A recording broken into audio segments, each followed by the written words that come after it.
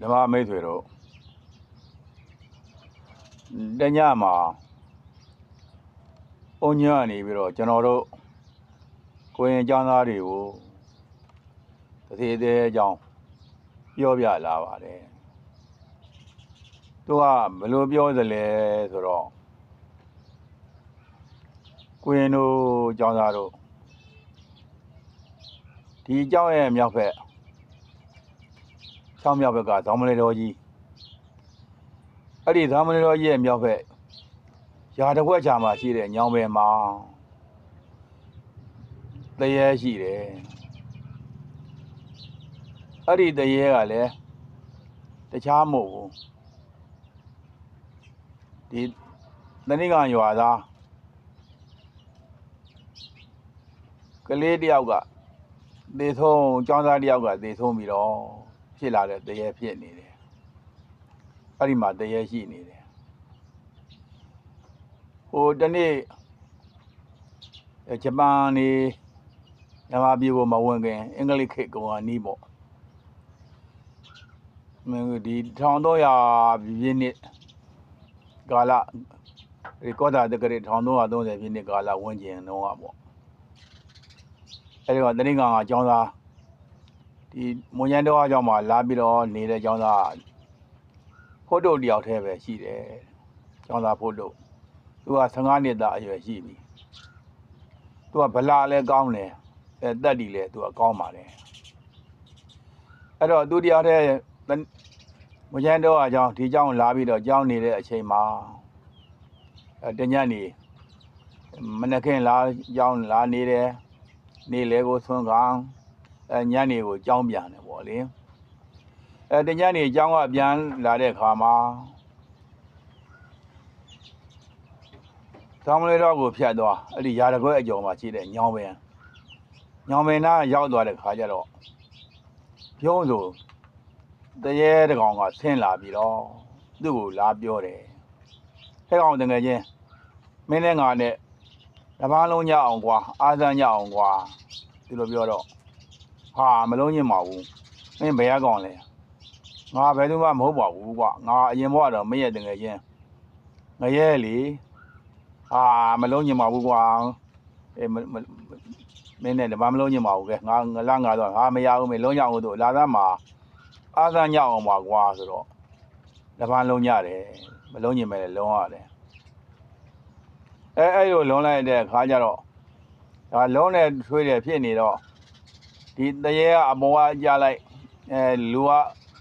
ဖို့တုတ်ကအပေါ်ကကြလိုက်ဖို့တုတ်ကလည်း15နှစ်သားအာကောင်းမောင်းတာမှာကျောင်းသားကြီးပေါ့လေအပေါ်ကကြလိုက်အဲ့လိုဖြစ်နေတာအဲ့လိုဖြစ်တော့နောက်ပိုင်းကျတော့ဒါသူမနိုင်ကိုမနိုင်ပွဲပြီးသွားတယ်အဲ့လိုနဲ့သူဆက်ပြန်လာတယ်နောက်ရက်မှလည်းဒီလိုပဲဟာတကယ်ချင်းလာဓမ္မလုံးရအောင်ဆိုကွာသူအနံ့ရောက်လာလို့ရှိရင်ဓမ္မလုံးကိုခေါ်တယ်ခေါ်တော့ဟာဒီတရေရတယ်ကွာငါဒီတိုင်းဓမ္မလုံးနေရတာပဲအဲ့တော့ဓမ္မလုံးရတာ10လောက်ကြာတာ10လောက်ကြာလာတော့ကိုရင်ကိုတကယ်ချင်းအကြောင်းမှရှိတဲ့ကိုရင်တစ်ပါးကိုပြောပြတယ်ကိုရင်တပည့်တော်ဓမ္မလုံးရတာပဲတရေနဲ့ကဘယ်လိုလုံးလဲမသိဘူးပေါ့လေတော်ဆိုးတဲ့တရေပေါ့လေအဲ့ကြောင့်တရေကနေပြီးတော့ဓမ္မလုံးတဲ့အကြောင်းကိုသူ့ရဲ့မိဘတွေလည်းနောက်ပိုင်းသိသွားတယ်ပေါ့လေအလုံးသိတာကြတော့ဟောရာတရေဒီဖိုးတုတ်ကိုဓမ္မလုံးနေတယ်ပေါ့ဒါဆိုရင်လိုက်ချောင်းကြည့်ကြမလားပေါ့လေလိုက်မချောင်းနဲ့တရေဆိုတော့သူ့ကိုဘာမှလုပ်ပေးနေမှာတော့အဲ့တော့ပယောဂဆရာခေါ်ပြီးတော့ပယောဂဆရာနဲ့စီရင်မှဖြစ်မယ်ပေါ့လေ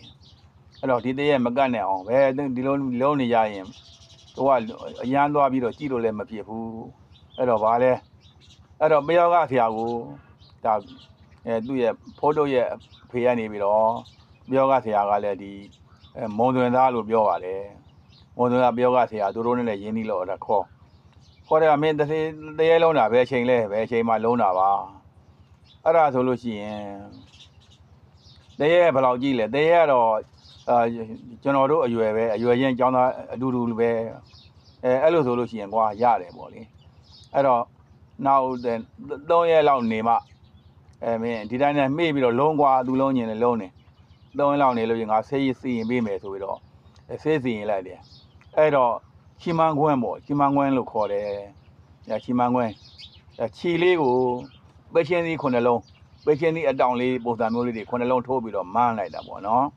အဲ့ဒါမန်းပြီးတော့ကွန်းလေးလှုပ်ပြီးတော့အဲ့ဒီချီမန်းကွန်းလေးလှုပ်ထားလိုက်တယ်အဲ့တော့တိုင်းဒါဆိုလို့ရှိရင်မင်းဒီအကောင်ကိုကြောက်သလားကျွန်တော်မကြောက်ပါဘူးမကြောက်လို့လည်းနေတိုင်းလုံးနေတာပေါ့ဒါ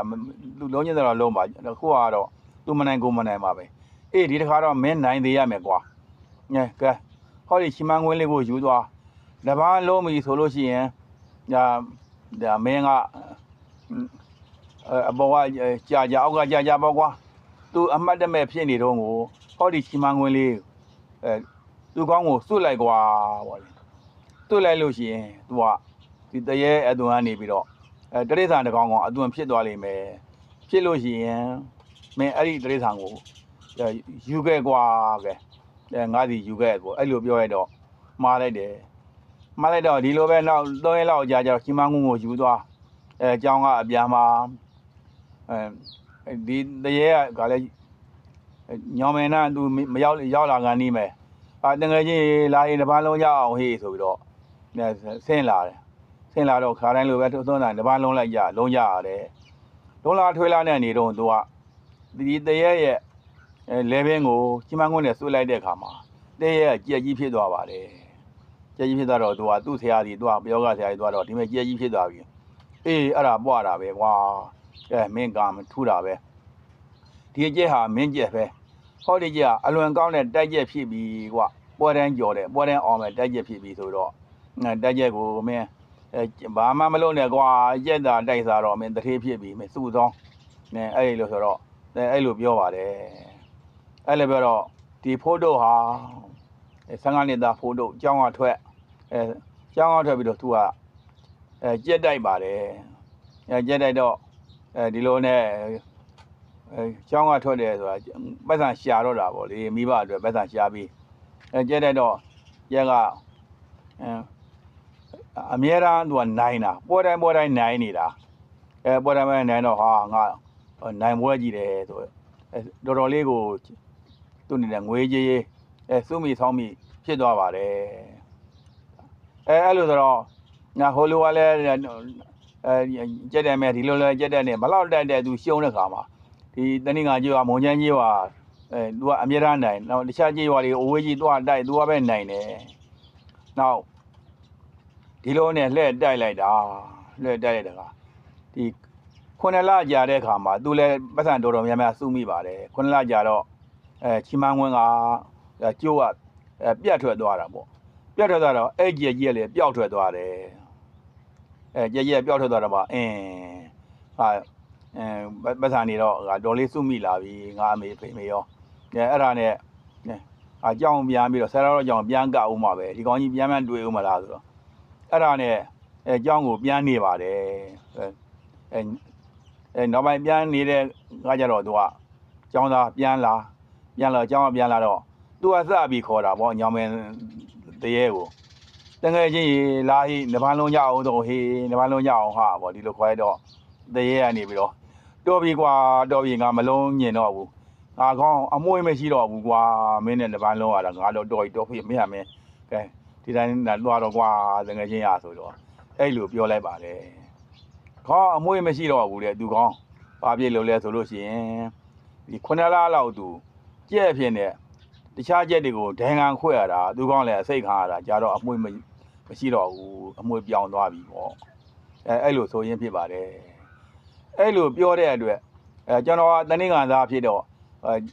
ကျောင်းကနေပြီးတော့အဲ့ဒီဟိုတနင်္ဂနွေကိုလာတိုင်းအဲ့ဒီပင်နာရောက်လို့ရှိရင်ဓမ္မလုံးတဲ့တရေကိုပြေးပြီးတော့သတိရပါတယ်ဒါမျက်စိနဲ့မြင်လာတော့မဟုတ်ဘူးစိတ်ထဲကနေပြီးတော့သွားပြီးတော့မြင်ပါတယ်ကြက်ကြီးဖြစ်တာကိုလည်းမြင်တယ်ဓမ္မလုံးတာကိုလည်းမြင်မိပါတယ်ဓမ္မမိတ်ဆွေပေါင်းတို့ဒါဟာကျွန်တော်မြင်တဲ့သတိရဲ့အကြောင်းပါမှတ်သားကြပါ